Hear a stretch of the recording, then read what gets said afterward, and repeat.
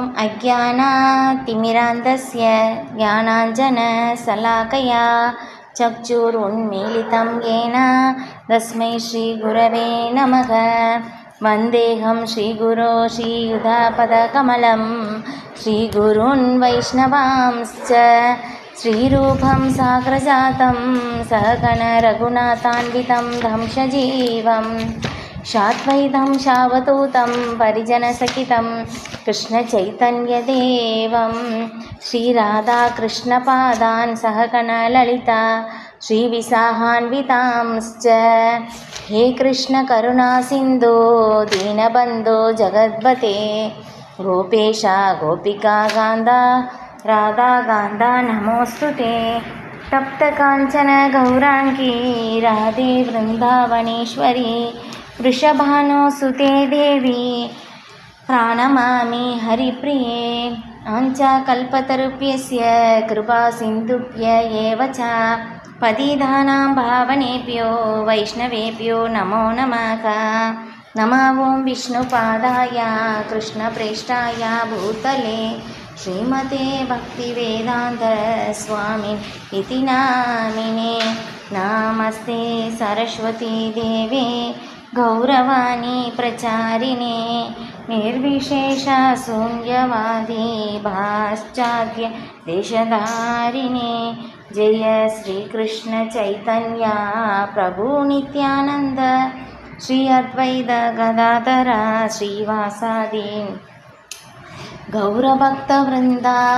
हरे कृष्णा कृष्ण कृष्ण हरे हरे हरे राम राम राम हरे हरे। मुखं करोति वाचालं भङ्गुं लङ्घयते गिरिं यद्गृपातमहं वन्दे श्रीगुरुं दीनदारिणं परमानन्दमाधवं श्रीचैतन्य ईश्वरं कृष्णाय वासुदेवाय देवकीनन्दनाय च नन्दगोपकुमाराय गोविन्दाय नमो नमः। ॐ नमो भगवते वासुदेवाय।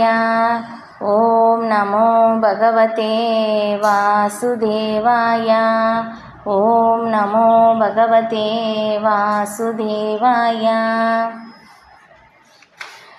भगवद्गीதை अध्यायं 15 श्लोकं 6।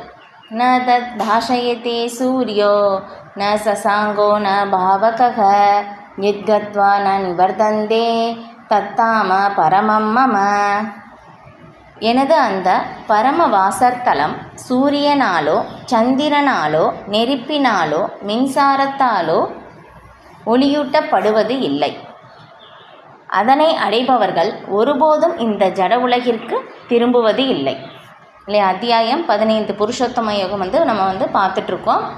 அப்போ இதுக்கு முதல்ல நம்ம அதுக்கு முந்தின வாரம் பார்த்தோம் இல்லையா, இந்த ஜட உலகம் எப்படிப்பட்டது அப்படின்னு சொல்லிட்டு. அப்போ இப்போ போன வாரம் பார்த்தா பகவானிடம் எப்படி சரணடைவது அப்படின்னு சொல்லிட்டு. இப்போ இந்த ஸ்லோகத்தில் இப்போ பகவானுடைய லோகம் எப்படிப்பட்டது அப்படின்னு சொல்லி இந்த ஸ்லோகத்தில் சொல்லப்பட்டிருக்கு.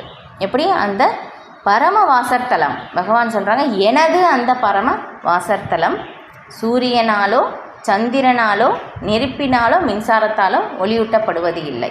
இல்லையா? ஆன்மீக வானம் அப்படின்னு சொல்லி ஒரு வானம் இருக்குது. இன்றைக்கி தான் படித்தேன். சில பிரபுபாதர் சொல்கிறாங்க ஆன்மீக வானம் அப்படின்னு சொல்லி. இப்போ நமக்கு வானத்தை பற்றி ஒரு தகவல் நமக்கு தெரியும். ஆனால் அந்த வானம் எப்படி இருக்குது, சூரியன் சந்திரன் நட்சத்திரங்கள் இந்த மாதிரி இருக்கிறது தான் நமக்கு அந்த ஒரு அனுபவம். ஆனால் பகவானுடைய அந்த ஆன்மீக உலகம், அந்த ஆன்மீக வானம் எப்படிப்பட்டதுன்னா சூரியன் சந்திரன் நெருப்பு மின்சாரம் எதுவுமே தேவையில்லை. ஏன்னா பகவானுடைய தேஜஸிலிருந்து வருகின்ற அந்த சுய பிரகாசத்தினாலேயே ஒளியூட்டப்படுகின்றன அந்த உலகம் முழுக்க. அப்போ அந்த உலகத்திற்கு யார் அடைகிறார்களோ திரும்பி இங்கே வர தேவையே இல்லை அப்படின்னு சொல்லி சொல்லப்பட்டிருக்கு. இன்றைக்கி தான் ஸ்ரீமத் பாகவதத்தில் படிக்கும் போதும் ஜெயன் விஜயன் யாருன்னா அவங்க தான் இரண்யாக்ஷன் இரண்யகசிபுவாக இந்த ஜட உலகிற்கு வர்றாங்க பகவானுக்கு போர் செய்வதற்காக. அப்போ ஆன்மீக உலகத்தில் இருந்தவர்கள் இங்கே சொல்லியிருக்கிற மாதிரி எப்படி சொல்லப்பட்டிருக்கு, அதை அடைபவர்கள் ஒருபோதும் இங்கே திரும்பி வருவதில்லை ஜட உலகிற்கு அப்படின்னு சொல்லப்பட்டிருக்கு. ஆனால் ஜெயன் விஜயன் வந்து ஆன்மீக உலகத்திலேருந்து இங்கே கீழே விழுகிறாங்க.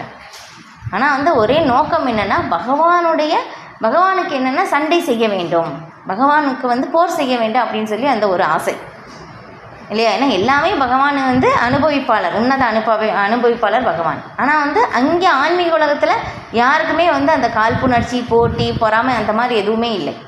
இப்போ அதனால் வந்து அந்த வீர ரசத்தை அதை வந்து அனுபவிக்கணும் அப்படின்னு சொல்லும் போதும் இப்போ பகவான் வந்து அது இங்கே ஜட உலகிற்கு தான் வந்து வரணும் இல்லையா. பகவான் வந்து லீலை செய்யும் போதும் அவருடைய பக்தர்களை அவர் பயன்படுத்தி கொள்கிறார். அப்போ இதே மாதிரி இந்த ரசத்தையும் அனுபவிக்கணும் அப்படின்னு சொல்லும் போதும் தம்முடைய பக்தர்களையும் தேர்ந்தெடுக்கிறார். இப்போ அதுக்காக ஜெயன் விஜயன் வந்து இங்கே ஒரு அசுர குடும்பத்தில் வந்து ஒரு நாத்திகர்களாக வந்து வருகிறார்கள். ஏன்னா தூய பக்தர்களுடைய பொறுத்த வரையிலும் வந்து என்னென்னா அவங்களுக்கு வந்து பகவானுடைய திருப்தி மட்டும்தான் முக்கியம். நான் வந்து ஒரு நாத்திகனாக இருப்பேன், நான் வந்து எனக்கு வந்து எல்லாருமே வந்து தவறாக வந்து பழி சொல்லுவார்கள், அதை எல்லாமே வந்து பக்தர்கள் பொறுத்தவரையிலும் வந்து அந்த எல்லாமே வந்து பொருட்டே கிடையாது. அவங்களுடைய நோக்கம் ஒன்றே ஒன்று என்னென்னா பகவானை திருப்தி செய்ய வேண்டும். அதுதான் உயர்ந்த பக்தர்களுடைய நோக்கமே வந்து அதுதான். இப்போ இதுக்கு சில பிரபுபாதரும் விளக்கம் எப்படி கொடுக்குறாங்கன்னா, இப்போ ட்ராமா வந்து பண்ணுறாங்க இல்லையா. ட்ராமா செய்யும்போது சில பேர் வந்து சில பக்தர்கள் வந்து அசுரனாக நடிக்க வேண்டும் இல்லையா. அப்போ அதே மாதிரி தான் இப்போ இங்கேயும் வந்து ஜெயன் விஜயன் வந்து அந்த மாதிரி வந்து நடிக்கிறாங்க, பகவானோட ஒரு பகைமை இருக்கிற மாதிரி வந்து நடிக்கிறாங்க அப்படின்னு சொல்லி சில பிரபுபாதர் வந்து இந்த விளக்கத்தை வந்து அருமையாக வந்து கொடுத்துருந்தாங்க ஸ்ரீமத் பாகவதத்தில். இப்போ இங்கே சில பிரபுபாதர் வந்து விளக்குறாங்க இந்த ஸ்லோகத்திற்கு. இப்போ புருஷோத்தமரான முழுமுதற் கடவுள் கிருஷ்ணரின் வாசத்தலம் இங்கு விவரிக்கப்படுகின்றது. அந்த ஆன்மீக உலகம் கிருஷ்ண உலகம் என்றும் கோலோக விருந்தாவனம் என்றும் அறியப்படுகிறது. ஆன்மீக வானில் சூரிய ஒளி, சந்திர ஒளி, நெருப்பு மற்றும் மின்சாரத்திற்கு அவசியம் இல்லை. ஏனெனில் அங்குள்ள எல்லா கிரகங்களும் சுயமாகவே பிரகாசமுடையவை. இப்பிரபஞ்சத்தில் சுயமாக பிரகாசிக்கக்கூடிய கிரகமான சூரிய கிரகம் மட்டுமே உள்ளது. ஆனால் ஆன்மீக வானில் உள்ள எல்லா கிரகங்களும் சுய பிரகாசம் உடையவை இல்லையா. எத்தனையோ வைகுண்ட லோகங்கள் இருக்குது ஆன்மீக உலகத்தில். அதுக்கு எல்லாத்துக்கும் வந்து சூரியன், சந்திரன் ஒளி, இந்த மின்சாரம் எதுவுமே தேவையே இல்லை இல்லையா. சுய பிரகாசத்தினால் ஆனது ஆன்மீக உலகம். இந்த பௌதிக உலகம் அழிக்கப்படும் போதும் அந்த எல்லா வைகுண்ட லோகங்களும் என்றுமே நித்தியமாக இருக்கக்கூடியவை இல்லையா. பகவானுடைய சகாக்களோடு பகவான் வந்து அங்கே லீலைகள் வந்து செய்கின்றார். அப்போ எத்தனையோ வைகுண்ட லோகங்கள் இருக்குது. அதே தான் வந்து இங்கே சில பிரபுபாதர் வந்து விளக்குறாங்க. அது எல்லா வைகுண்ட லோகங்களும் வந்து சுய பிரகாசம் உடையவை. சூரியன், சந்திரன் எதுவுமே வந்து தேவையில்லை. அதுக்கப்புறம் வந்து என்னென்னா அது எப்போவுமே நித்தியமாக இருக்கக்கூடியது. ஆனால் ஆன்மீக வைகுண்டங்கள் என்று அறியப்படும் அந்த கிரகமே பிரகாசமான பிரம்மஜோதி எனப்படும் பேரொளியாகும். உண்மையில் அந்த ஒளி கிருஷ்ணரின் லோகமான கோலோக விருந்தாவனத்திலிருந்து வெளிவருகிறது. பாருங்களேன், உண்மையில் அந்த ஒளி எங்கேருந்து வருதுன்னா பகவானுடைய ஆன்மீக உலகத்திலேயே மிக உயர்ந்த கிரகம் வந்து கோலோக விருந்தாவனம். அந்த மிக உயர்ந்த கிரகமாகிய கோலோக விருந்தாவனத்தில் தான் சாக்ஷாத் பகவான் ஸ்ரீ கிருஷ்ணர் முழுமுதற் கடவுள் அங்கே தான் வந்து பகவான் வந்து லீலை செய்கிறார். அப்போ இங்கே மற்ற ஆன்மீக உலகங்களில் வைகுண்ட லோகங்களில் சுயமாக பிரகாசிக்கக்கூடிய அந்த ஒரு பேரொளி எல்லாமே வந்து எங்கேருந்து வருது? ஆன்மீக உலகமாகி கோலோக விருந்தாவனத்திலிருந்து தான் வருகிறது அப்படின்னு சொல்லி இங்கே சில பிரபுபாதர் வந்து விளக்குறாங்க. இப்போ ஒளிரும் அந்த ஜோதியின் ஒரு பகுதி மகத்தத்துவத்தினால் ஜட உலகினால் மறைக்கப்பட்டுள்ளது. இப்போ அந்த ஒரு பகுதி வந்து மகத்தத்துவத்தினால் வந்து மறைக்கப்படுது. இப்போ அதில் தான் வந்து எல்லா மூலப்பொருட்களையும் பகவான் வந்து வைக்கிறார். இதை தவிர அந்த ஒளிரும் வானத்தின் பெரும்பாலான பகுதி வைகுண்டங்கள் என்று அறியப்படும் ஆன்மீக கிரகங்களால் நிறைந்துள்ளது. அவற்றில் முதன்மையானது கோலோக விருந்தாவனம் இல்லையா. த்ரீபாத் விபூதி, ஏகபாத் விபூதி அப்படின்னு வந்து சொல்லுவாங்க. அப்போ த்ரீபாத் விபூதி தான் வந்து இந்த மூன்று பகுதியாக இருப்பது வந்து ஆன்மீக உலகம். ஒரே ஒரு பகுதி தான் இந்த ஜட உலகம். இப்போ இந்த ஜட உலகத்திலே பாருங்களேன் எத்தனை கிரகங்கள் இல்லையா. இப்போ எத்தனை வந்து பகவானுடைய அந்த மயிர் துவாரத்தில் வந்து பிரபஞ்சங்கள் வந்துக்கிட்டே இருக்குது. இப்போ இதையே நம்மளால் வந்து கணக்கிட முடியலை. இதுவே நம்ம ரொம்ப ஆச்சரியமாக வந்து பார்க்குறோம். ஆனால் இது வந்து எப்படின்னா ஒரு பகுதி தான். ஆனால் ஆன்மீக உலகம் 3 பகுதியாக வந்து இருக்குது. இப்போ அதிலே இங்கே பார்க்கும்போதும் வந்து இது 3 பகுதி கடலால் வந்து நிரப்பப்பட்டுள்ளது, ஒரு பகுதி தான் நிலப்பகுதி. இப்போ அதில் பாருங்களேன், இதில் வந்து கொஞ்சம் நபர் தான் இருக்காங்க இல்லையா. இதுக்கு பிரபுபாதர் விளக்கம் வந்து எப்படி கொடுப்பாங்கன்னா, வந்து ஜெயிலில் தப்பு செஞ்சவங்க ஜெயிலில் கொஞ்சம் பேர் தான் இருப்பாங்க, வெளியே தான் நிறைய பேர் இருப்பாங்க. இப்போ அதே மாதிரி தான் ஆன்மீக உலகத்தில் தான் நிறைய பேர் வந்து அங்கே இருக்காங்க. இங்கே வந்து தவறு செய்தவர்கள், தண்டனை அனுபவிக்கக்கூடியவர்கள் தான் இங்கே கொஞ்சம் பேர் வந்து இருக்காங்க. இதையே நமக்கு வந்து பிரமிக்க வைக்குது இந்த ஜட உலகமே. அப்போ வந்து ஆன்மீக உலகம் எவ்வளவு பெரியதாக வந்து இருக்கும் இல்லையா? தான் நம்மளுக்கு வந்து ஓரளவுக்கு யூகிக்க முடியும் இது. ஆனால் வந்து எப்படி மாதிரி இருக்கும் முடியாது. ஏன்னா இங்கே நம்ம வந்து பார்க்குறது உப்பு நீர்க்கடல் மட்டும்தான் வந்து பார்க்குறோம். ஆனால் சில பிரபுபாதர் வந்து விளக்குறாங்க, பார்க்கடலும் வந்து இருக்குது, தயிர்கடல், நெய்க்கடல், இது எல்லாமே வந்து நமக்கு புரியாது. ஆனால் அந்த கடல் எல்லாமே வந்து இருக்காமா இல்லையா? பகவான் எப்படி அந்த பார்க்கடலில் தான் பள்ளி கொண்டு இருக்கிறார் அப்படின்னு சொல்லி வந்து நம்ம பார்க்குறோம், சாஸ்திரங்களிலிருந்து வந்து தெரிஞ்சுக்கிறோம். அப்போ வந்து பால் கடல் அப்படின்னு சொல்லி வந்து இருக்குது அப்படின்னு சொல்லி வந்து சொல்லப்படுது. ஓகே, இந்த இருண்ட ஜட உலகில் இருக்கும் வரை ஜீவாத்மா கட்டுண்ட வாழ்வில் உள்ளான். ஆனால் இந்த ஜட உலகின் பொய்யான திரிபடைந்த மரத்தை வெட்டிவிட்டு ஆன்மீக வானத்தை அடைந்தவுடன் அவன் முக்தி பெறுகிறான் இல்லையா? நம்ம முதல்ல பார்த்தோம் இந்த முதல் ஸ்லோகத்திலே, முதல் 1-2 ஸ்லோகத்திலே வந்து பார்க்கும்போதும் இப்போ அதில் இந்த பௌதிக உலகம் எப்படிப்பட்டது, ஏன்னா ஆன்மீக உலகத்தின் தலைகீழ் அந்த பிரதிபிம்பம்தான் இந்த ஜட உலகம். இப்போ இந்த ஜட உலகத்தில் வந்து இதுதான் இந்த ஜட உலகம். இது வந்து எப்படி பொய்யான ஒரு எப்படின்னா அந்த நிழல் வந்து நம்ம வந்து ஒரு இடத்துல இருக்கா அப்படின்னு சொல்லி பார்க்குறோம்னா உண்மை இருந்தால் தான் நிழல் இருக்கும், உண்மை இல்லை அப்படின்னாக்கா நிழல் வந்து அங்கே இருக்காது. இப்போ அதே மாதிரி தான் இப்போ நம்ம பார்க்குறது எல்லாமே வந்து ஒரு நிழல். இதுதான் ஜட உலகம். ஆன்மீக உலகத்தின் அந்த நிழல் பகுதி தான் ஜட உலகம். இப்போ இந்த பொய்யான பிம்பத்தை வந்து நாம் வெட்டிவிட்டு ஆன்மீக வானத்தை அடைந்தவுடன் அவன் முக்தி பெறுகிறான் அப்படின்னு சொல்லி சில பிரபுபாதர் வந்து இங்கே விளக்குறாங்க. பின்னர் அவன் மீண்டும் இங்கு வருவதற்கு வாய்ப்பே இல்லை. அங்கே வந்து போயிட்டால் நம்ம திரும்பி இங்கே வர தேவையே இல்லை.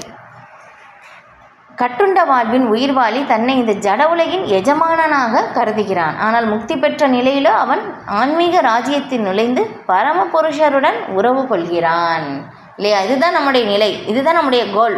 மனித வாழ்வுடைய குறிக்கோள் என்னென்னா பகவானோடு அந்த உறவை வளர்த்து கொள்வது. அப்போ அந்த உறவை வளர்த்து கொண்டு திரும்ப அந்த ஆன்மீக உலகத்திற்கு சென்று பகவானோட அந்த நித்திய உறவில் வந்து நம்முடைய பகவானுடைய அந்த நித்திய உறவில் சேவையில் வந்து நிலைத்து இருப்பது. இதுதான் மனித வாழ்வினுடைய மிக உயர்ந்த குறிக்கோள். அந்த இலக்கை வந்து அடைய வேண்டும் இல்லையா? அப்போ இது எல்லாமே பகவான் வந்து சொல்கிறாங்க ஆன்மீக உலகம் எப்படிப்பட்டது அப்படின்னு சொல்லி. இது எல்லாமே வந்து அந்த கட்டுண்ட ஆத்மாக்களுக்கு வந்து கவர்ந்து இழுப்பதற்காக அந்த செய்திகள் எல்லாமே வந்து சொல்லப்படுது.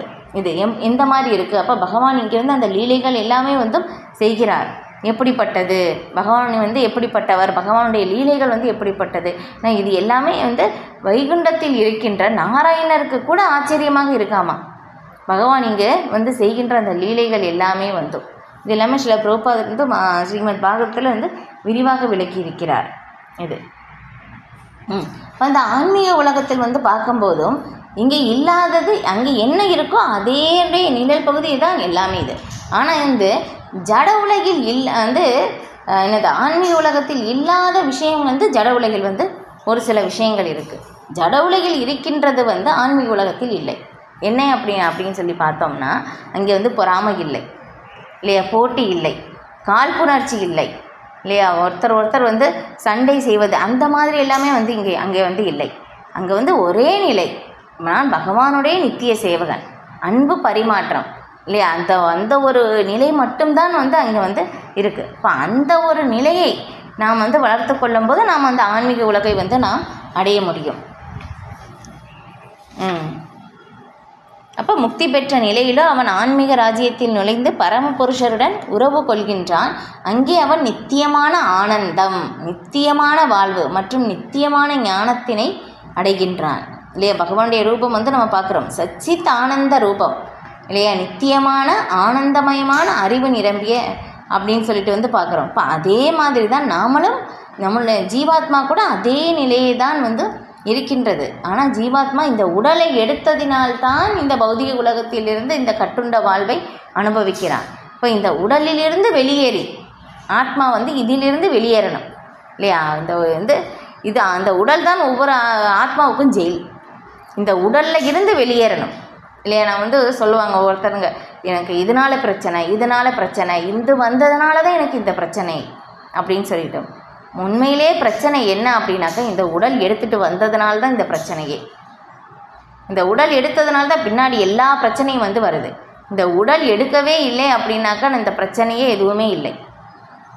அப்போ வந்து ஒவ்வொரு பிரச்சனையை நம்ம வந்து தீர்ப்பதற்காக நம்ம என்ன பண்ணுறோன்னா ஏதோ ஒரு செயல் செய்து வேறொரு பிரச்சனையை வந்து மாட்டிக்கிறோம். அந்த பிரச்சனை முடியுது இல்லையா? இந்த அனுபவம் வந்து இருக்கும் நிறைய பேருக்கு. ஒரு சின்ன உதாரணம் சொல்லும் போதும் இல்லையா, நமக்கு வந்து ஏதோ ஒரு வந்து வியாதி வந்து வருது அப்படின்னு சொல்லி நமக்கு என்னன்னு தெரியல, டாக்டர்கிட்ட போய் வந்து காட்டுறோம் இல்லையா, அது சரிப்படுத்துறதுக்காக மருந்து எடுத்து அது சரியாயிட்டு வேற ஒரு வியாதி வந்துடும். அது சரியாயிடுச்சு, இது வேற வந்துடுச்சு அப்படின்னு சொல்லிட்டு இல்லையா, இந்த அனுபவம் வந்து சில பேருக்கு இருக்கலாம் இல்லையா. அப்போ அந்த மாதிரி தான். ஆனால் வந்து உண்மையிலேயே பிரச்சனை என்னென்னா இந்த உடல் தான் பிரச்சனை இல்லையா. வந்து பக்தர்கள் வந்து பிரசாதம் எடுக்கிறதுக்கு முன்னாடி ஒரு மந்திரம் வந்து சொல்லுவாங்க, சரீரா அவித்யாஜால் அப்படின்னு சொல்லிட்டு. இந்த சரீரம் அவித்யானா அறியாமை, இந்த உடல் தான் அறியாமையின் மொத்த இருப்பிடமே. இப்போ இந்த உடல் தான் எல்லாத்துக்கும் பிரச்சனையாக வந்து இருக்குது. இப்போ இந்த உடல்ல இருந்து ஆத்மா வந்து வெளியேறணும் இல்லையா. நம்ம வந்து பின்னாடி பார்ப்போம், 18வது அத்தியாயத்தில் வந்து சொல்லப்பட்டிருக்கு. இந்த உடல் வந்து என்னென்னா ஒரு ரதம். பகவான் வந்து சொல்லுவாங்க, யந்திரா ரூடாணி மாயையா அப்படின்னு சொல்லி, இந்த உடல் என்னும் எந்திரத்தை நான் இயக்குகின்றேன் அப்படின்னு சொல்லி. அப்போ இந்த உடல் என்னது ஒரு மிஷின், உள்ள ஆத்மா இருக்கிறனால தான் இந்த உடலே இயங்குது. அப்போ வந்து என்னென்னா அப்போ இந்த ஆத்மா வந்து இந்த உடல்ல இருந்து வெளியேறணும். இது அது ரொம்ப அழகாக வந்து ஓமையோடு வந்து சொல்லப்பட்டிருக்கும். இந்த 5 புலன்கள் வந்து இந்த 5 குதிரைகளுக்கு வந்து ஒப்பிடப்படுது. அப்போ அந்த 5 குதிரைகளுக்கு கடிவாளம் வந்து என்னென்னா மனம். மனம் வந்து சரியான கட்டுப்பாட்டில் இருந்தால் 5 புலன்கள் கட்டுப்பாட்டில் இருக்கும் இல்லையா. அதை வந்து அந்த மனதிற்கு மேலே வந்து புத்தி இருக்குது. இப்போ அதுக்குள்ளே பயணி யாருன்னா ஆத்மா இல்லையாப்பா. இந்த 5 புலன்கள் பாருங்கள் வெவ்வேறு பக்கம் போச்சுன்னா அந்த 5 குதிரைகள் அந்த பயணியினுடைய நிலை வந்து எப்படி இருக்கும், ரொம்ப கஷ்டமாக இருக்கும். இப்போ அதே தான் நிலை. இந்த 5 புலன்கள் வந்து நமக்கு வந்து என்ன ஆகுதுன்னா வெவ்வேறு பக்கத்தில் வந்து நம்ம இழுக்கின்றது. இதை அனுபவிக்க வேண்டிய எதை வந்து கேட்கணும், தவறான விஷயங்களை வந்து கேட்பது இல்லையா. அப்போ தவறான விஷயங்களை வந்து பார்ப்பது, தவறான விஷயங்களை வந்து சாப்பிடுவது, சாஸ்திரங்களுக்கு எதிராக என்னென்ன சொல்லப்பட்டிருக்கோ அது எல்லாமே வந்து செய்யும்போது 5 குதிரைகள் 5 பக்கத்தில் வந்து போகுது. அதுக்கப்புறம் என்ன ஆகுது, மனம் கட்டுப்பாட்டில் இல்லாததினால் அப்போ உள்ளே இருக்கிற பயணி வந்து என்னாகும், ரொம்ப கஷ்டம்தான். அது வந்து 18வது அத்தியாயத்தில் வந்து வரும் விரிவாக வந்து பார்க்கலாம். இப்போ அதுதான். இப்போ அதை வந்து நாம் அந்த ஆத்மாவை வந்து இந்த உடலிலிருந்து வெளியேற்ற வேண்டும். இப்போ அதுதான் வந்து உண்மையான விடுதலை, அதுதான் உண்மையான சுதந்திரம். இப்போ இத்தகவலை கேட்டு ஒருவன் கவரப்பட வேண்டும். அந்த நித்தியமான உலகிற்கு தன்னை மாற்றிக்கொள்ளவும் உண்மையில் இந்த பொய்யான பிம்பத்தில் இருந்து தன்னை விடுவித்து கொள்ளவும் அவன் ஆர்வத்துடன் இருக்க வேண்டும் இல்லையா. இதில் நம்ம வந்து தெரிஞ்சுக்கிறோம் இல்லையா, பகவத்கீதையிலேருந்து படித்து நம்ம வந்து புரிஞ்சுக்கிறோம், ஓ உலகம் வந்து இந்த மாதிரி இருக்கா, நாமளும் அங்கே போகணும், இப்போ நானும் இந்த பிரச்சனையிலேருந்து வெளியே வரணும் அப்படின்னு சொல்லி வந்து அந்த ஆர்வத்தோடு இருக்க வேண்டும் அப்படின்னு சொல்லி இங்கே பிரபுபாதர் வந்து சொல்கிறாங்க. இப்போ இந்த ஜட உலகில் மிகுந்த பற்று கொண்டிருப்பவனுக்கு அந்த பற்றுதலை துண்டித்தல் மிக மிக கடினம் இல்லையா. யாருக்குமே இங்கேருந்து போகிறதற்கு மனசே இல்லை, விருப்பமே இல்லை இல்லையா. இங்கே தான் எல்லாருக்கும் இருக்கணும், இங்கே தான் எல்லாமே என்ஜாய் பண்ணணும் இல்லையா. இங்கே வந்து எல்லாமே வந்தும் என்ன சொல்கிறது, நம்ம சுகமாக வாழ்வதற்கான எல்லா திட்டங்களையும் தீட்டி எனக்கு எல்லாமே இங்கே கரெக்டாக இருக்குது, சரியாக இருக்குது, இதே போதும், நான் இப்படியே இருந்துடுறேன் அப்படின்னு சொல்லி வந்து எல்லாருமே இப்படி இருக்கணும் அப்படின்னு சொல்லி நினைக்கிறாங்க. உண்மையிலே இருக்க முடியாது இல்லையா. கண்டிப்பாக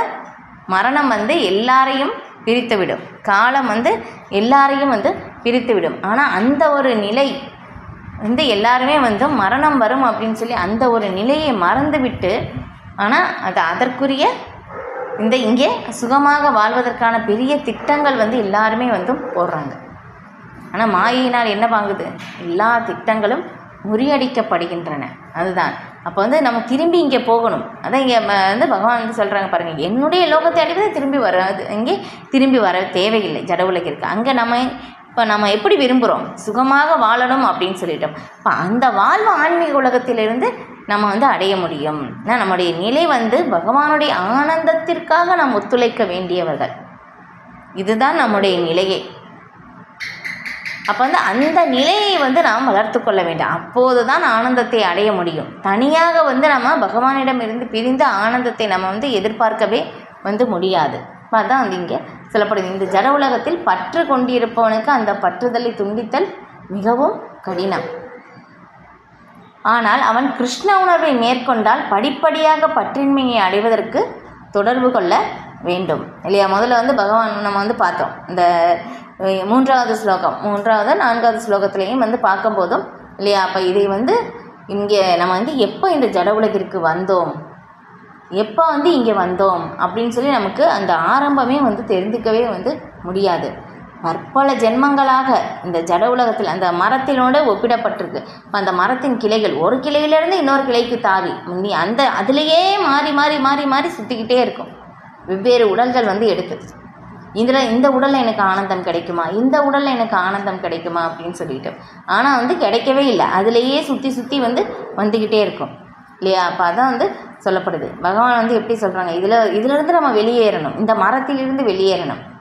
எப்படி? பற்றின்மை என்னும் ஆயுதத்தால். ஏன்னா எல்லாமே நிலையற்றது அப்படின்னு சொல்லி அந்த ஒரு புரிதலுக்குன்னு வந்து நம்ம வரணும் இல்லையா. எல்லாமே நிலையற்ற தன்மை, எதுவுமே நிரந்தரம் கிடையாது, எல்லாம் காலத்தால் அழிக்கப்படக்கூடியது இல்லையா. நம்ம வந்து பார்க்குறோம் ஒரு சில வருடங்கள் முன்னாடி 2-3 வருடங்களுக்கு முன்னாடி பார்த்துருப்போம். நம்ம வந்து ரொம்ப ஒரு மன கஷ்டத்தில் வந்து ஒரு உதாரணத்துக்கு சொல்கிறேன், ரொம்ப மன கஷ்டத்தை வந்து நமக்கு ஏற்பட்டிருக்கும். ஆனால் வந்து என்னாகும், இப்போ ஒரு 2-3 வருடம் கழித்து என்னாகும், நமக்கு அதில் வந்து கொஞ்சம் நம்ம வெளியே வந்திருப்போம் அந்த பிரச்சனையிலிருந்து. ஆனால் அப்போ 2 வருடத்துக்கு முன்னாடி ரொம்ப கஷ்டப்பட்டிருப்போம்.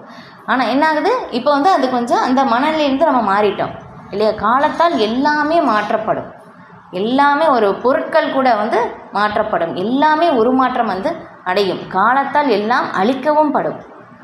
இது உண்மை, இது நாம் ஏற்றுக்கொண்டு தான் ஆக வேண்டும். ஏன்னா ஜட உலகம் வந்து இதுதான். ஜட உலகம் படைக்கப்படுது, திரும்ப அழிக்கப்படுது, படைக்கப்படுது, அழிக்கப்படுது. ஆனால் பகவானுடைய ஆன்மீக உலகம் நித்தியமானதாக இருக்குது. நாமளும் நித்தியமானவர்கள், நாம் ஜீவாத்மா. உடல் யார் பிறக்கிறாங்களோ கண்டிப்பாக இறப்பது நிச்சயம். அப்போ வந்து அந்த பொருளின் நிலையற்ற தன்மையை நாம் புரிந்து கொண்டும் அதிலிருந்து நாம் பற்றின்மையை வளர்த்து கொள்வது அவசியம். அதன் மூலமாகத்தான் இங்கே நம்ம கிருஷ்ண உணர்வை வளர்த்து கொண்டு நம்ம ஆன்மீக உலகத்திற்கு வந்து திரும்பி செல்ல முடியும். இப்போ இந்த வழிமுறை எல்லாமே வந்து நம்ம பௌதிக கல்வியிலிருந்து எங்கேயுமே நம்ம தெரிந்து கொள்ளவே முடியாது. பகவத்கீதையிலிருந்து தான் நம்ம தெரிந்து கொள்ள முடியும். ஏன்னா எல்லாருமே வந்து எல்லாருமே காலையிலேருந்து இரவு வரைக்கும் செய்கிறது ஒரே நோக்கம் என்ன, நம்ம செய்கிற செயலின் நோக்கம் எல்லாருமே சந்தோஷமாக இருக்கணும், மகிழ்ச்சியாக இருக்கணும், ஆனந்தமாக இருக்கணும். அதுதான் எல்லாருமே தேடிட்டுருக்காங்க. ஆனால் இந்த பௌதிக உலகத்தில் இல்லாது இல்லையா. ஆனந்தம் வந்து பகவானிடம் தான் இருக்குது. ஏன்னா பகவான் ஆனந்தம் அயோபியாசாத் இல்லையா. பகவானிடம்தான் ஆனந்தம் இருக்குது. நம்ம வந்து ஆனந்தம் வேணும்னா நம்ம பகவானிடம் தான் போகணும். அங்கே போனால் தான் நமக்கு வந்து ஆனந்தம் வந்து கிடைக்கும். இது ஓகே. அப்போ கிருஷ்ண உணர்வில் அர்ப்பணிக்கப்பட்ட ஒரு இயக்கத்தை தேடி பக்தி தொண்டினை செயலாற்றுவது எவ்வாறு என்பதை கற்க வேண்டும் இல்லையா. சில பிரபுபாதர் ஏன்னா நம்ம பார்க்குறோம் இல்லையா, நம்ம வந்து இந்த நீட் ஜேஇஇ இதெல்லாம் படிக்கணும்னா நீங்கள் இங்கே போனால் படிக்கலாம் இல்லையா. நிறைய வந்து அட்வைஸ் வந்து கொடுப்பாங்க, அதுலேயே வந்து நிறைய கொடுக்குறாங்க. இப்போ அந்த மாதிரி வந்து இங்கே போனால் நமக்கு இந்த தகவல் வந்து கிடைக்கும் அப்படின்னு சொல்கிற மாதிரி நம்ம எப்படி பகவானுடைய லோகத்திற்கு சென்று பகவானுக்கு சேவை செய்வது அப்படின்னு சொல்லி அதுக்காக ஒரு இயக்கம், அதை தான் வந்து சில பிரபுபாதர் வந்து தொடங்கி வைத்தார் இது இல்லையா. கௌடிய மடம். இப்போ அதில் வந்து சில பக்தி சித்தாந்த சரஸ்வதி தாக்கூர் இல்லையா. அப்போ அவங்க வந்து இருந்தாங்க. இப்போ அவங்க தான் வந்து சில பிரபுபாதருடைய ஆன்மீக குரு. இப்போ அவங்க தான் வந்து இந்த கிருஷ்ண உணர்வை எல்லா இடத்திலும் பரப்ப வேண்டும் அப்படின்னு வந்து சொன்னாங்க. அப்போ வந்து அதில் வந்து மேலை நாடுகளில் முக்கியமாக இல்லையா, அங்கே வந்து கடவுள்னா என்னன்னே தெரியாது, கடவுள் நம்பிக்கையே இல்லாதவர்கள். ஆனால் இருந்தாலும் அவங்களிடம் வந்து போய் சென்று கிருஷ்ண உணர்வை வந்து சொல்லும்போது எல்லாருமே வந்து ஏற்றுக்கொண்டார்கள். அதுதான் ஏன்னா உண்மை அப்படின்னு சொல்லும்போது எல்லாருமே வந்து ஏற்றுக்கொள்ள முடியுது. ஏன்னா வந்து இது வந்து ஜாதி மதம் நிறம் எல்லாத்துக்கும் வந்து அப்பாற்பட்டது இந்த கிருஷ்ண உணர்வு. ஏன்னா எல்லாருமே ஜீவாத்மாக்கள், உடல் தான் வேறுபடுகின்றதை ஒழிய ஜீவாத்மா எல்லாருமே வந்து ஒன்று தான் இல்லை. அது வந்து பின்னாடி வரும் 8வது ஸ்லோகம் வந்து அந்த ஸ்லோகத்தில் வந்து வரும், நம்ம எப்படி வந்து வேறொரு உடலை வந்து எடுக்கின்றோம் அப்படின்னு சொல்லிட்டு வந்து அதை பற்றியும் வந்து இந்த அத்தியாயத்தில் வந்து விளக்கப்பட்டிருக்கு. ஏன்னா இந்த அத்தியாயம் வந்து ரொம்ப முக்கியமானது. நம்ம வந்து எந்த மாதிரி வந்து உடலை வந்து எடுக்கிறோம், சரி இந்த பிறவில் நமக்கு எந்த மாதிரி ஒரு உடல் இருந்தாலும் அடுத்த பிறவிக்குரிய உடல் நம்ம இந்த பிறவில் நம்மளால் தயார் செய்ய முடியும் கண்டிப்பாக. அதுதான் வந்து இங்கே விளக்கப்படுது பகவத்கீதையிலும் வந்து என்னென்னா நாம் வந்து எந்த மாதிரி உணர்வை வந்து வளர்த்து கொண்டு இருக்கிறோமோ அதுக்கு தகுந்த மாதிரி கண்டிப்பாக அடுத்த பிறவில் அந்த உடலை அடைவது நிச்சயம். இது உண்மை. நம்ம வந்து என்ன சொல்கிறது, கொள்ளாவிட்டாலும் இதுதான் உண்மை. இதான் பகவத்கீதையில் வந்து அழுத்தமாக வந்து சொல்லப்பட்டிருக்கு. நம்ம வந்து இந்த பிறவியில் வந்து சில பேர் வந்து மிக உயர்ந்த பதவியில் வந்து இருக்கலாம், எல்லாருமே வந்து அவர்களை வந்து மதிக்கலாம். ஆனால் அவங்க வந்து அவங்களுடைய உணர்வு வந்து ஒரு நாயின் உணர்வை வந்து அவர்கள் வளர்த்து கொண்டு இருந்தால் அடுத்த பிறவியில் ஒரு நாயின் உடல் கிடைப்பது நிச்சயம். இது உண்மை. அவங்க வந்து ஒரு கழுகு மாதிரி வந்து அவங்களுடைய மனநிலையை உணர்வை வளர்த்து கொண்டு இருந்தால் அடுத்த பிறவியில் அந்த உடல் கிடைப்பது நிச்சயம். அதான் வந்து சில பிரபுபாதர் அந்த இதில் முன்னாடியே அந்த பிக்சர் வந்து நமக்கு போட்டு வந்து காட்டியிருப்பாங்க. இப்போ அங்கே வந்து அந்த நீங்கள் படித்தீங்கனாலே வந்து தெரியும் அது. இப்போ அதுதான், இப்போ எந்த உணர்வை வந்து நாம் வளர்த்து கொள்ள வேண்டும், அதுதான் ரொம்ப ரொம்ப முக்கியம். அதான் வந்து சில பிரபுபாதர் இங்கே வந்து நமக்கு வந்து அதை பயிற்சி செய்வதற்காக அந்த ஒரு இயக்கம் இல்லையா, அகில உலக கிருஷ்ண பக்தி இயக்கம். என்னது, கிருஷ்ண உணர்வு, கிருஷ்ண கான்சியஸ்னஸ் இல்லையா, ISKCON society for Krishna consciousness. எப்படி கிருஷ்ண உணர்வை வளர்த்து கொள்வது, அதனால தான் அந்த பேரே வந்து சில பிரபுபாதர் வந்து வச்சுருக்காங்க, கிருஷ்ணா கான்சியஸ்னஸ் அப்படின்னு சொல்லி. இப்போ அந்த கிருஷ்ண உணர்வை நாம் வளர்த்து கொள்ளும் போது மட்டும்தான் நம்ம ஆனந்தத்தை அடைய முடியும். கிருஷ்ணரோடு விருப்பத்தோடு நம்முடைய விருப்பத்தை ஒன்றிணைக்க வேண்டும். இது வந்து ரொம்ப ரொம்ப சீக்ரெட். அதான் வந்து பகவான் வந்து சொல்கிறாங்க, இது ரகசியமானது, ராஜவித்யா ராஜகுக்கியம் அப்படின்னு சொல்லிட்டோம், மிக மிக ரகசியமானது இதுதான். அப்போ அதுதான், அப்போ அதை தான் வந்து சில பிரபுபாதருடைய கருணையால் வந்து நமக்கு புரிந்து கொள்ள முடியாது. அப்போ இயக்கத்தை தேடி, கிருஷ்ண உணர்விற்கான அர்ப்பணிக்கப்பட்ட ஒரு இயக்கத்தை தேடி பக்தி தொண்டினை செயலாற்றுவது எவ்வாறு என்பதை கற்க வேண்டும். இவ்வாறு ஜட உலகின் மீதான தனது பற்றுதலை அவன் துண்டித்து கொள்ள முடியும். ஏன்னா ஆத்மாவனுடைய நிலை என்ன அப்படின்னாக்கா எப்போவுமே செயல் செய்து கொண்டே இருப்பது தான், செயல் செய்யாமல் இருக்க முடியாது. இப்போ அதனால் வந்து என்னென்னா, இங்கே வந்து நம்ம பகவானுக்காக செயல் செய்யலே அப்படின்னாக்கா ஆத்மா வந்து வேறொரு முக்குணங்களின் கீழ் ஏதோ ஒரு செயல்கள் செய்து திரும்ப திரும்ப மாட்டிக்கொண்டே இருக்கும். இப்போ அதனால் வந்து கிருஷ்ணரோடு சார்ந்து நம்ம செயல்கள் செய்யும்போது என்ன ஆகும்னா, நம்ம வந்து இங்கே சொல்லியிருக்கிற மாதிரி அந்த பந்தப்பட்ட நிலையை வந்து நமக்கு ஏற்படாமல் விடுதலை நிலை வந்து நமக்கு ஏற்பட்டே வந்து வரும். இப்போ அந்த நிலையிலிருந்து வரும்போதும் நம்ம கொஞ்சம் கொஞ்சமாக வந்து முன்னேறி சுத்த சத்வ நிலையை வந்து அடைய முடியும். இப்போ அந்த ஒரு உயர்வு நிலைக்கான ஏற்பாடு தான் இந்த அகில உலக கிருஷ்ண பக்தி இயக்கம். அப்போ அந்த ஏற்பாடு தான் வந்து அங்கே உள்ள பக்தர்கள் எல்லாருமே வந்து செய்வது. யாருக்கு வந்து எந்த திறமை இருக்கோ, யாரால் எந்த மாதிரி வந்து முடியுமோ, இப்போ அந்த மாதிரி செயல்கள் வந்து செய்வது, கிருஷ்ணரை சார்ந்து வந்து செய்வது. மெயினாக முக்கியமாக வந்து அந்த பக்தி தொண்டில் வந்து 9 நிலைகள் பிரகலாத் மகாராஜா வந்து சொல்கிறாங்க. ஸ்ரவணம், கீர்த்தனம், ஸ்மரணம், பாத சேவனம், அர்ச்சனம், வந்தனம், தாசியம், சக்கியம், ஆத்ம நிவேதனம் அப்படின்னு சொல்லி. இப்போ இதில் முதன்மையாக இருப்பது கேட்பது. எந்த அளவுக்கு கேட்குறோமோ அது ரொம்ப ரொம்ப முக்கியமானது. அதுதான் வந்து செஞ்சாங்க. நைமிஷாரண்ய வனத்தில் முனிவர்கள் வந்தும் அவங்க வந்து பல வருடங்களாக வந்து பாகவதம் கேட்டு உட்கார்ந்துட்டாங்க. அதுதான் ரொம்ப உயர்ந்தது அப்படின்னு சொல்லிட்டோம். இப்போ இதுதான் மிகப்பெரிய தவம். சில பிரபுபாதர் வந்து சொல்கிறாங்க, கலியுகத்தில் தவம் என்னென்னா நம்ம வந்து பகவானை பற்றி உட்கார்ந்து கேட்பது தான் இல்லையா. நம்ம வந்து கொஞ்ச நேரம் எதையும் உட்கார்ந்து கேட்பதற்கே நமக்கு வந்து முடியாது. அந்த ஒரு நிலை மனம் அந்த அளவுக்கு ஒரு எல்லாருக்குமே அந்த சஞ்சலமான ஒரு மனநிலையில் வந்து இருக்குது கலியுகத்தில். ஆனால் வந்து இந்த பகவானை பற்றி உட்கார்ந்து 1 மணி நேரம் நம்ம கேட்கிறோமே, இதுதான் மிகப்பெரிய தவமாகும். இது தொடர்ந்து நம்ம கேட்க கேட்க என்னாகும், இதிலேருந்து நம்ம வெளியேறி ஆன்மீக உலகத்தையே அடைஞ்சிருவோம். இதுதான் வழி. சாஸ்திரத்தில் எல்லா இடத்துலையும் வந்து சொல்லப்பட்டிருக்கு, கிருஷ்ணரை பற்றி வந்து கேட்க வேண்டும். நம்முடைய செயலை வந்தும் நம்ம செய்கின்ற செயல் எல்லாமே கிருஷ்ணரோடு எந்த அளவுக்கு தொடர்பு படுத்தி செய்ய முடியும். இப்போ இந்த மாதிரி நம்ம தொடர்ந்து செய்ய செய்ய செய்ய அந்த பிணைப்பிலிருந்து நாம் கொஞ்சம் கொஞ்சமாக வந்து வெளியேறுவோம். இப்போ வந்து தொடர்ந்து செஞ்சு செஞ்சு அந்த மாதிரி வெளியேறி கடைசியில் வந்து மரண சமயத்தில் கிருஷ்ணா அப்படின்னு சொல்லி பகவானுடைய நாமத்தை வந்து நம்ம சொல்லி ஆன்மீக உலகத்தை வந்து அடைய முடியும். அதுதான் அதற்குரிய அந்த பயிற்சி தான் ஆன்மீக உலகத்திற்கு வந்து நாம் அங்கே போய் செய்கிறதற்கான அந்த ஒரு பயிற்சி இல்லையா. இப்போ வந்து நம்ம பார்க்குறோம் ஒரு சின்ன விஷயம். இப்போ இங்கேருந்து பார்க்கும்போதும் நம்ம வந்து ஒரு என்ன சொல்கிறது, இங்கேருந்து நம்ம வந்து ஒரு லண்டனுக்கு போகிறோம் அப்படின்னு சொல்லி ஒரு வச்சுக்கோங்க, ஒரு உதாரணத்துக்கு. இப்போ வந்து போகணும் அப்படின்னாக்கா நம்ம உடனே போக முடியாது இல்லையா.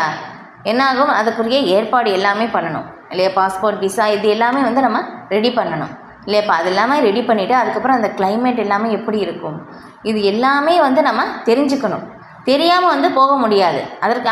அதுக்காக நம்ம இங்கேருந்து எல்லாம் ஏற்பாடு வந்து செய்யணும். ஏன்னா நம்ம அங்கே போய் இருக்கணும் இல்லையா. ஒரு 2 வருடம் 3 வருடம் அங்கே இருக்கணும் அப்படின்னு சொல்லி நமக்கு வந்து இருக்குது. இப்போ அங்கே போகணும் அப்படின்னாக்கா இப்போ அங்கே யார் இருக்காங்களோ அவங்களோடு சம்மந்தப்பட்ட அங்கே இருக்கிற நபரோடு நம்ம வந்து அந்த தகவலையெல்லாம் நம்ம வந்து சேகரிப்போம்.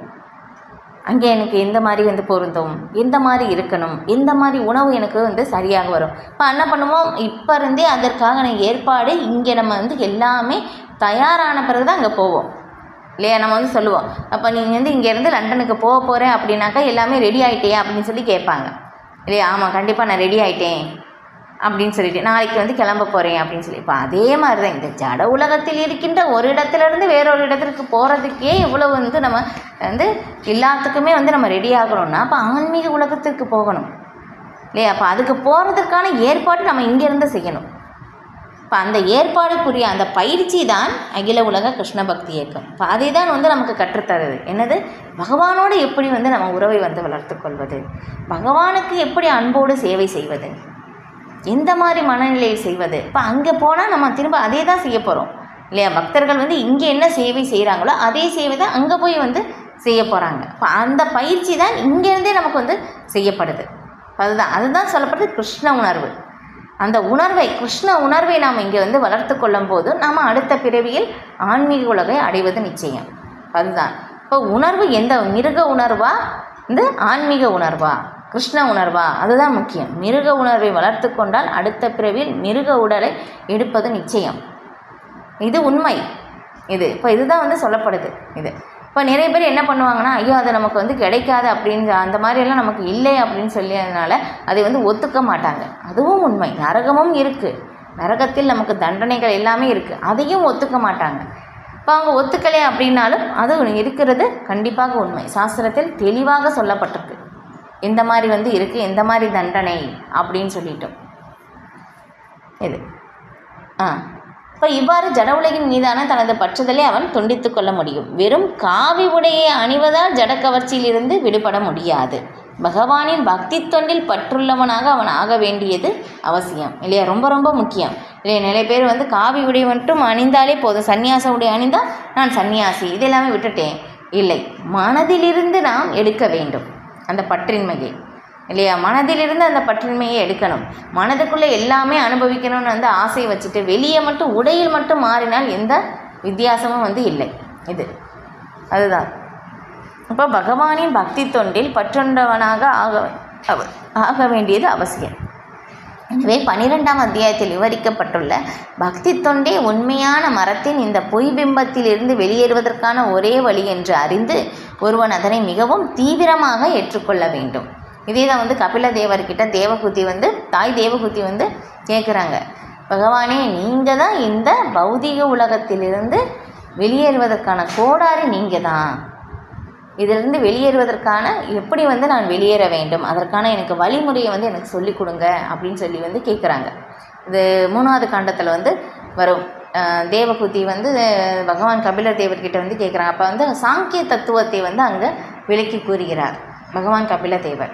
இப்போ இந்த ஜட உலகம் எப்படிப்பட்டது நம்ம சொல்கிறோம், வந்து முதுமை துன்பம் அப்படின்னு சொல்லி நமக்கு தெரியும், இறப்பு துன்பம் அப்படின்னு சொல்லி தெரியும், வியாதி வந்தால் துன்பம் தெரியும். ஆனால் இந்த பிறப்பும் எந்த மாதிரி துன்பம் அப்படின்னு சொல்லி ரொம்ப விரிவாக வந்து விளக்கப்பட்டிருக்கு.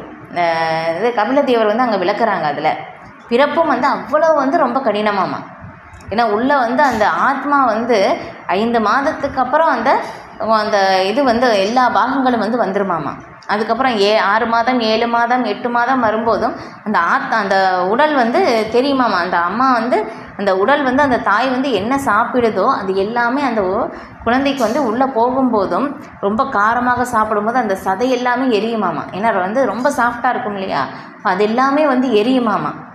இப்போ அந்த குழந்தைக்கு அந்த உள்ளே இருக்கிற புழு எல்லாமே வந்து கடிக்குமாமா. இப்போ அந்த கடைசியில் அந்த 9 மாதம் ஆகும்போதும் இப்போ அந்த குழந்தைக்கு வந்து எல்லா ஆத்மாக்களும் இல்லை, ஒரு சில ஆத்மாக்களுக்கு வந்து தெரியுமாமா. நம்ம வந்து 100 பிறவியில் வந்து இதுக்கு முன்னாடி முந்தைய 100 பிறவிகள் எல்லாமே வந்து நீ எப்படி இருந்த பாரு அப்படின்னு சொல்லி பகவான் வந்து அப்போ காட்டி கொடுப்பாராமா.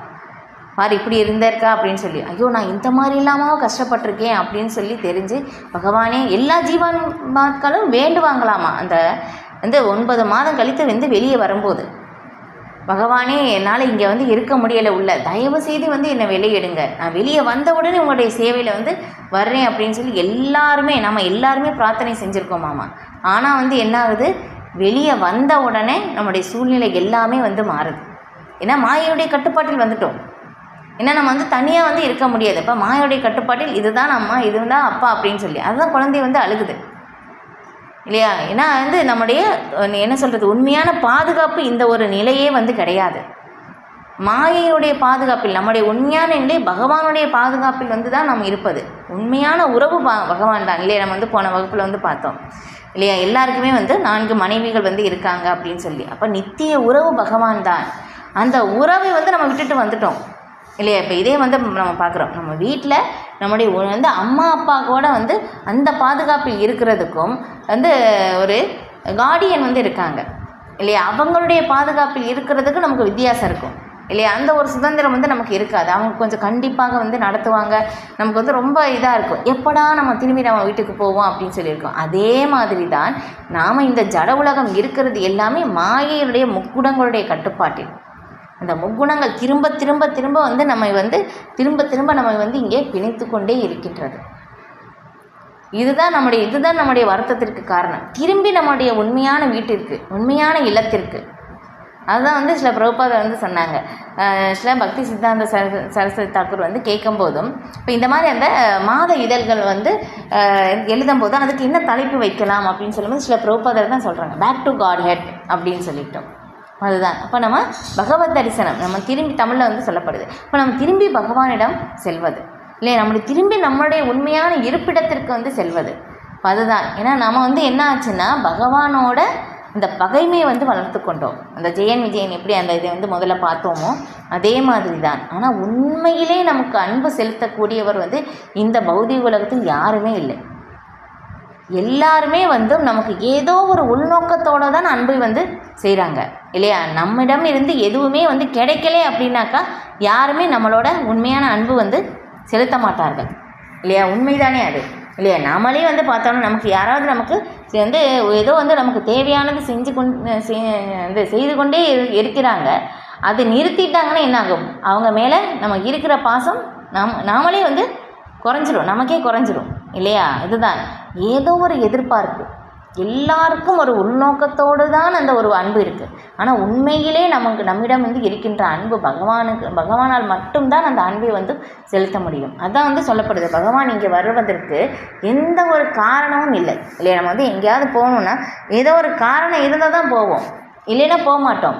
ஆனால் பகவான் இங்கே வந்து செய்யக்கூடியது எதுவுமே கிடையாது. ஆன்மீக உலகத்தில் எல்லாமே இருக்குது அனுபவிப்பதற்கு.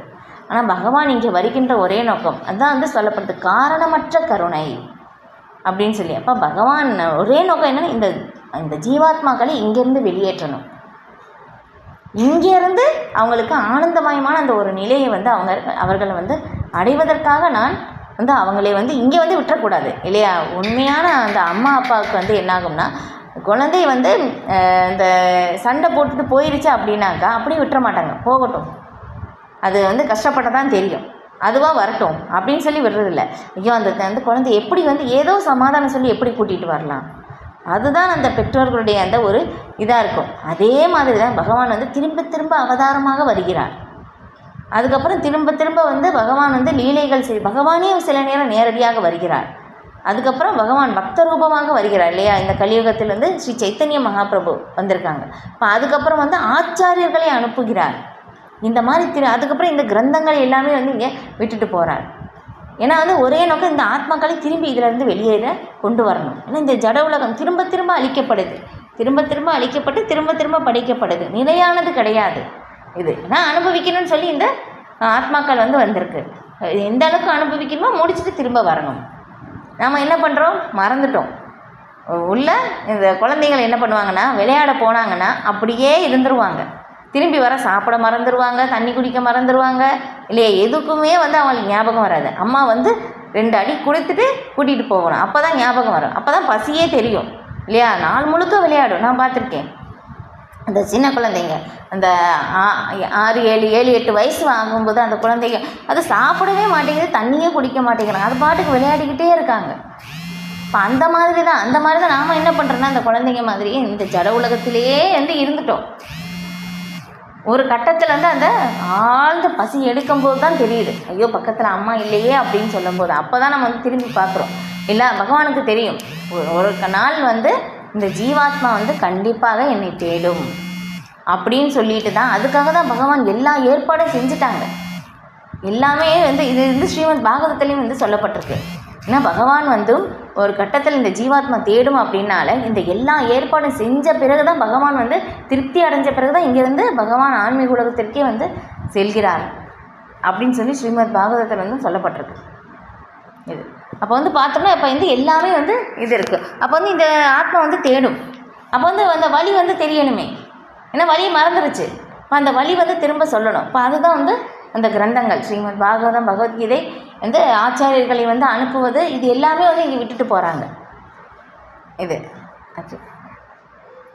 இப்போ எனவே 12ஆம் அத்தியாயத்தில் விவரிக்கப்பட்டுள்ளபடி பக்தி தொண்டை உண்மையான மரத்தின் இந்த பொய் பிம்பத்திலிருந்து வெளியேறுவதற்கான ஒரே வழி என்பதை அறிந்து ஒருவன் அதனை மிகவும் தீவிரமாக ஏற்றுக்கொள்ள வேண்டும். இதர வழிமுறைகள் அனைத்திலும் உள்ள ஜட இயற்கையின் களங்கங்களை பற்றி 14ஆம் அத்தியாயத்தில் விவரிக்கப்பட்டுள்ளது.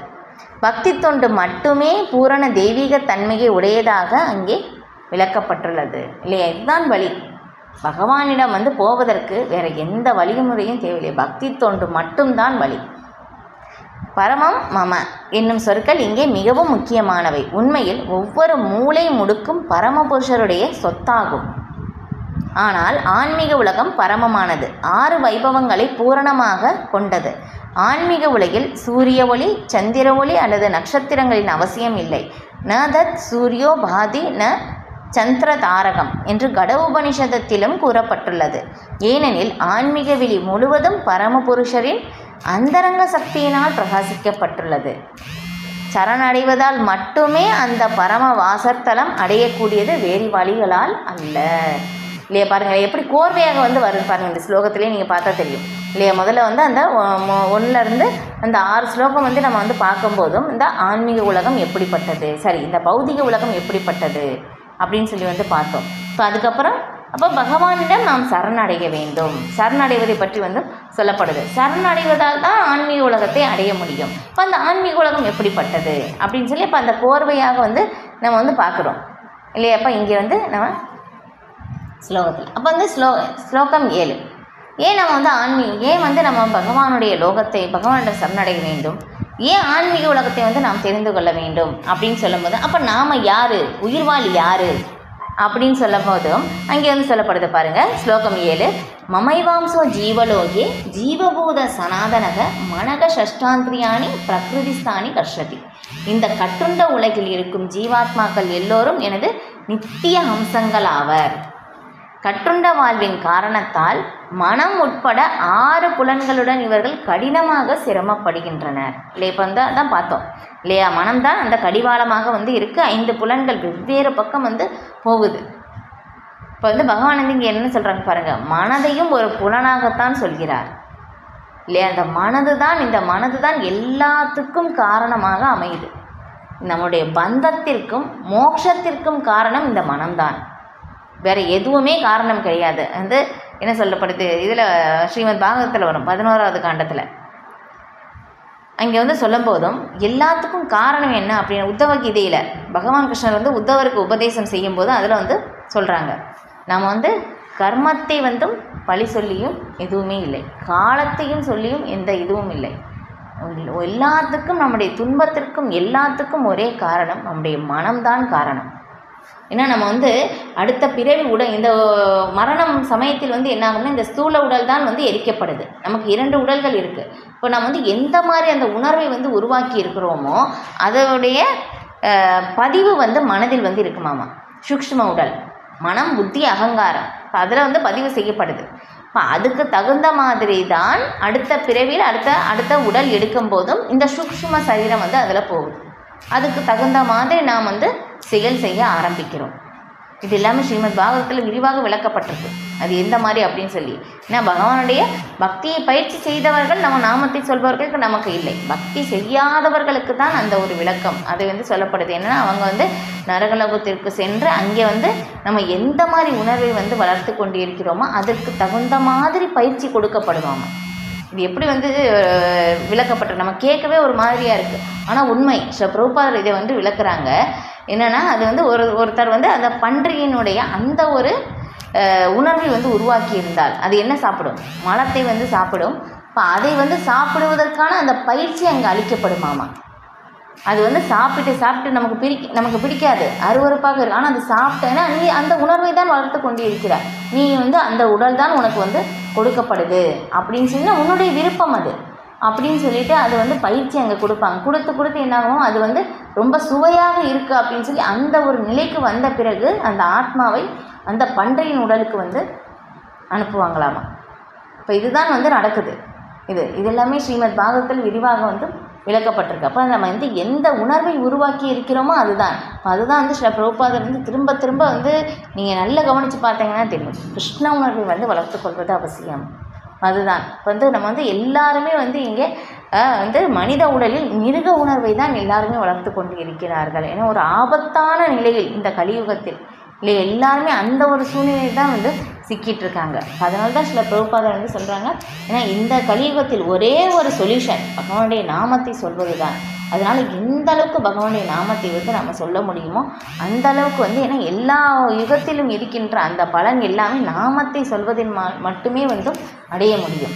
அதுதான், ஏன்னா வேறு எதுவுமே வந்து பலன் அளிக்காது. அந்த ஒரு ஆபத்தான ஒரு நிலையில் வந்து இருக்கும். என்ன சொல்கிறது, அந்த ஐசியூவில் போனால் வந்து என்ன பண்ணுவாங்களோ அந்த எமர்ஜென்சி வார்டு, அந்த மாதிரி வந்து அந்த ஒரு ஆபத்தான நிலையில் வந்து எல்லாருமே வந்து சிக்கிட்டு இருக்காங்க கலியுகத்தில். இப்போ இதிலேருந்து வெளியேறுவதற்கான ஒரே வழி இப்போ வந்து இருக்கிறது பகவானுடைய நாமம் தான் இல்லையா? அந்த பகவானுடைய நாமம், பகவானுடைய புனித நாமத்தை எந்த அளவுக்கு சொல்ல முடியுமோ அந்த அளவுக்கு நம்ம சொல்வது வந்து நம்ம இதிலிருந்து நாம் பாதுகாப்பு அளிக்கப்படுவோம். அதுதான் இப்போ பொருளுரையில் சில பிரபுபாதர் வந்து விளக்குறாங்க. இந்த ஸ்லோகத்தில் ஜீவாத்மாவின் அடையாளம் மிக தெளிவாக கொடுக்கப்பட்டுள்ளது. பெருசாக இருக்குது, எந்த அளவுக்கு முடியுமோ நேரம் வரைக்கும் வந்து பார்க்கலாம். இப்போ இந்த ஸ்லோகத்தில் ஜீவாத்மாவின் அடையாளம் மிக தெளிவாக கொடுக்கப்பட்டுள்ளது. ஜீவாத்மா பரமபுருஷரின் நித்தியமான அம்சமாகும் இல்லையா? நம்ம வந்து பார்க்குறோம், இந்த உதாரணம் வந்து திரும்ப பார்த்துருக்கோம். என்னென்னா அந்த நெருப்பிலிருந்து அந்த தீப்பொறி வந்தால் என்னாகும், இப்போ அந்த மாதிரி. அப்போ கடல் நீரிலிருந்து ஒரு துளி நீர் எடுத்தால் அதுவும் வந்து உப்பு கரிக்கும். இப்போ தன்மையில் பகவானும் நாமளும் ஒன்று தான், ஆனால் அளவில் வந்து வேறுபடுகின்றோம். அதான் வந்து இங்கே சொல்லப்படுது, ஜீவாத்மா பரமபுருஷரின் நித்தியமான அம்சமாகும். கட்டுண்ட வாழ்வில் அவன் தனித்தன்மையை ஏற்பதோ பிறகு முக்தி பெற்ற நிலையில் இறைவனுடன் ஒன்றாகி விடுவதோ அல்ல இல்லையா? அந்த அருவவாதிகள் வந்து சொல்கிறாங்க, அந்த விளக்கத்தை தான் வந்து இங்கே பிரபுபாதர் வந்து விளக்குறாங்க. என்னென்னா வந்து சில பேர் வந்து அருவவாதிகள் என்ன சொல்கிறாங்கன்னா, நாம் இங்கே வந்து இருக்கும்போது நம்ம உடல் நம்ம வந்து ஒரு தனித்தனி நபராக தான் வந்து இருக்கோம், ஆனால் ஆன்மீக உலகத்துக்கு அங்கே போகும்போது பகவானோடு ஒன்றே ஆகி விடுகிறோம். நாமளும் பகவான் ஒரு ஒளி, நாமளும் அந்த ஒளியோடு போய் சேர்ந்துடுறோம்.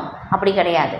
நாமளும் இங்கே இருக்கும்போதும் தனித்தன்மை உடையவர்கள், ஆன்மீக உலகத்திற்கு போகும்போதும் அங்கேயும் நம்ம தனி நபர்களாகத்தான் வந்து இருக்கின்றோம்.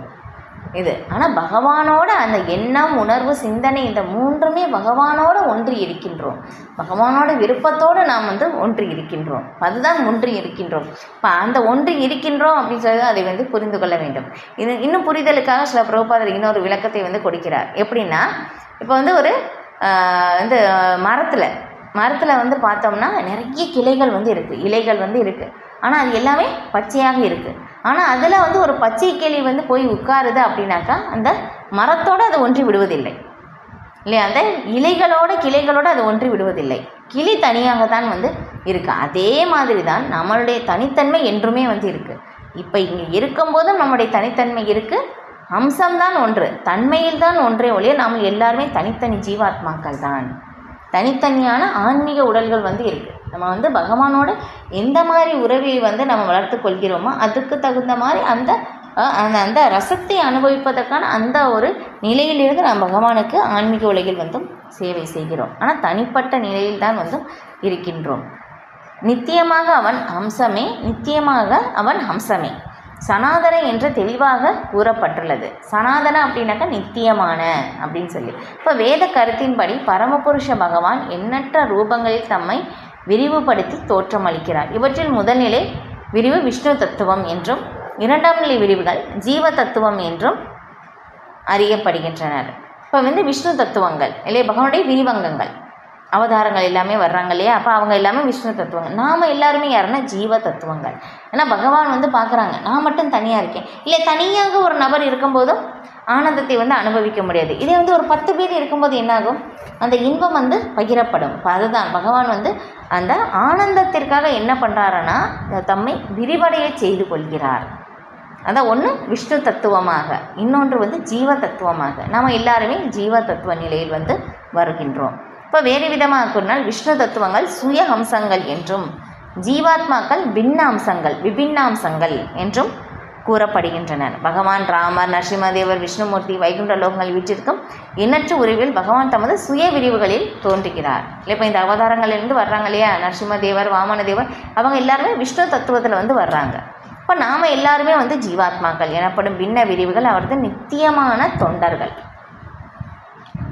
நம்மளுடைய நிலை வந்து நித்தியமான தொண்டர்கள் அப்படின்னு சொல்லிட்டு, அப்போ பரமபுருஷ பகவானின் சுய விரிவுகள் ஒவ்வொன்றும் எப்போதும் தனித்தன்மை இருக்கின்றன. அதுபோல் பின்ன விரிவுகளான ஜீவாத்மாக்களும் தங்களுக்கென்று தனித்தன்மை உடையவர்களாக இருக்கின்றனர். பரமபுருஷரின் அம்சங்கள் என்பதால் ஜீவாத்மாக்கள் அவரின் குணங்களிலும் பங்குடையவர்களாக உள்ளனர். அத்தகைய குணங்களில் சுதந்திரம் ஒன்று இல்லையா. பகவானுக்கு 64 குணங்கள் வந்து முழுமையாக இருக்குது. இப்போ அந்த குணங்களில் வந்து இப்போ வந்து பகவானுடைய சிறு அம்சம்னால அந்த குணங்கள் எல்லாமே சின்ன சின்னதாக நம்மக்கிட்டே இருக்குது. இப்போ அந்த நிலையில் இல்லைன்னா பகவான் என்றுமே பூரண சுதந்திரமானவர். இப்போ அதே மாதிரி நம்மக்கிட்டேயும் அந்த வந்து இருக்குது. எப்படி அந்த ஒரே ஒரு சுதந்திரம் வந்து இருக்குது. பகவான் பூரண சுதந்திரமாக இருக்கிறார், நமக்கு வந்து ஒரு சின்ன சுதந்திரம் இருக்குது. அப்போ அந்த ஒரு சின்ன சுதந்திரத்தை நம்ம என்ன பண்ணுறோன்னா தவறாக பயன்படுத்துவதனால் இந்த கட்டுண்ட வாழ்வில் வந்து நாம் சிக்கிக்கொள்கிறோம். இப்போ அந்த சுதந்திரத்தை சரியாக பயன்படுத்தி கிருஷ்ண உணர்வை பயிற்சி செய்யும் போது இங்கே சொல்லியிருக்கிற மாதிரி ஆன்மீக உலகத்தை அடைய முடியும். தனிப்பட்ட ஆத்மா என்ற விதத்தில் ஒவ்வொரு உயிர்வாளியும் தனக்கென்று தனித்தன்மையும் சிறிதளவு சுதந்திரத்தையும் பெற்றுள்ளனர். இந்த சுதந்திரத்தை தவறாக உபயோகிப்பதால் ஒருவன் கட்டுண்ட ஆத்மாவாக ஆகிறான். இதே சுதந்திரத்தை சரியாக உபயோகிப்பதால் ஒருவன் எப்போதும் முக்தி பெற்ற நிலையில் உள்ளான். 2 நிலைகளிலும் அவன் பரமபுருஷரை போன்று தன்மையில் நித்தியமானவன். நம்ம கட்டுண்ட நிலையில் இருந்தாலும் சரி, விடுதலை பெற்ற நிலையிலும் இருந்தாலும் சரி, நம்ம என்றுமே ஜீவாத்மா தான். இப்போ முக்தி பெற்ற நிலையில் அவன் 2 நிலைகளில் அவன் பரமபுருஷரை போன்ற தன்மையில் நித்தியமானவன். முக்தி பெற்ற நிலையில் அவன் ஜடவாழ்வில் இருந்து விடுபட்டு இறைவனுடைய தெய்வீக துண்டில் ஈடுபட்டுள்ளான். கட்டுண்ட வாழ்வில் அவன் ஜட இயற்கையின் குணங்களில் ஆதிக்கம் செலுத்தப்பட்டு இறைவனுடைய திவ்யமான அன்பு தொண்டினை மறக்கின்றான். விளைவு இந்த ஜட உலகில் தனது வாழ்வை தக்க வைத்துக்கொள்ள அவன் மிகவும் கடினமாக சிரமப்பட வேண்டியுள்ளது இல்லையா. நம்ம வந்து பார்க்குறோம் இல்லையா, எத்தனை பேர் வந்து இங்கே எவ்வளவு நாள் வந்து நம்ம வந்து வேலை செஞ்சாலும் நம்முடைய தேவைகளுக்காக வந்து கண்டிப்பாக வந்து இந்த பற்றாக்குறை கண்டிப்பாக வந்து அந்த ஒரு நிலை வந்து ஏற்படுது. இது கண்டிப்பாக ஏற்படுச்சா வந்து கலியுகம் வந்து இன்னும் போக போக எப்படி இருக்கும். ஸ்ரீமத் பாகவதத்தில் வந்து 12வது காண்டத்தில் கலியுகத்தினுடைய அந்த மோசமான நிலை விரிவாக விளக்கப்பட்டிருக்கு. இந்த கலியுகத்தில் இன்னும் வந்து அந்த போகும்போதும் இந்த அழிவு காலம் வந்து கடைசியில் கலியுகத்தின் இறுதி நிலை அந்த ஒரு நேரத்தில் வரும்போதும் யாருக்குமே வந்து உணவே கிடைக்காதாமா. வேலையெல்லாம் செய்வாங்க இல்லை, இந்த தொழிற்சாலை எல்லாமே வந்து நடக்கும், ஆனால் வந்து உணவே யாருக்குமே கிடைக்காது. ஏன்னா மழை வந்தால் தானே உணவு கிடைக்கும் இல்லையா. மழையே வராதாமா. சூரியன் வந்து எல்லா நீரையும் வந்து ஆவியாக்கி திரும்ப மழையாக வந்து கொடுக்கணும், ஆனால் வந்து மழை வந்து வராதாமா. அதனால் வந்து பசியை தாங்க முடியாமல் எல்லாருமே தங்களுடைய மற்றவர்களுடைய சதையே வந்து எடுத்து சாப்பிடுவார்கள். இங்கே வந்து யாருக்குமே அந்த வேலையிலேருந்து கிடைக்காம வந்து